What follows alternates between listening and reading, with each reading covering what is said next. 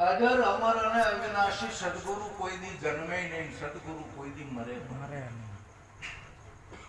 આવું જે પદ છે એ બધાના ભાગમાં આવો સત્સંગ સાંભળવાય નથી મળતો, સપનામાં નથી મળતો.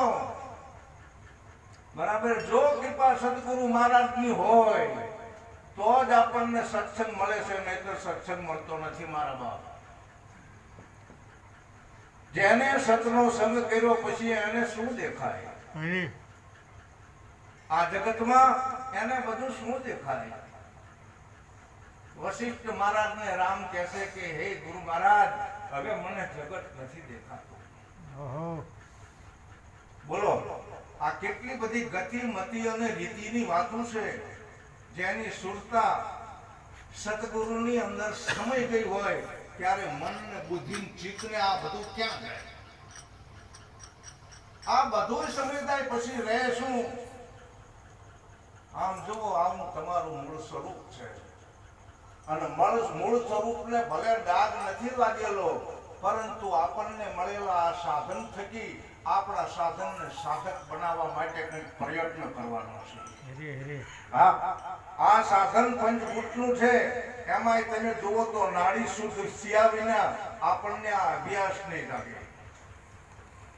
આપણી આમાં ઘણી બધી નાડીઓ છે જેના હિસાબે કામ, ક્રોધ, મદ, લોભ, મત્સર, શબ્દ, સ્પર્શ, રૂપ, રસ અને રંગની અંદર ફસાવાનું કામ આપણું આ સંતોનું નથી.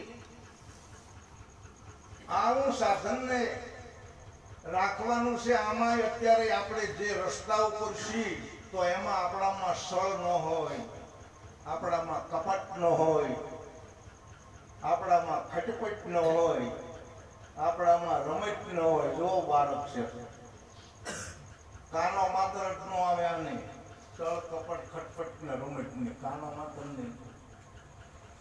એટલે આવું આપણા આ સંતો જતી સતીમાં નથી અને રાખવાનું ન હોય ને. ભલે વર્ણાશ્રમની અંદર ગમે તે હોય, આ તો જેને શબ્દની ચોટ વાગી હોય, જેને ગુરુના શબ્દના બાણ વાગ્યા હોય, પછી શું બોલવા જેવું છે? નામ આપણે જાણ્યું હોય પછી બીજું શું જાણવાનું? હવે કઈ નહીં. નામને જાણ્યું છે ને આપણે કે આ નામની અંદર બધા નામ સમાય. ગમે એટલા નામ હોય નહીં. 33 કરોડ દેવ કહતો ભલે, 64 જોગણીઓ કહતો ભલે, 88,000 ઋષિ કહતો ભલે, આ એક નામની અંદર બધા નામ છે.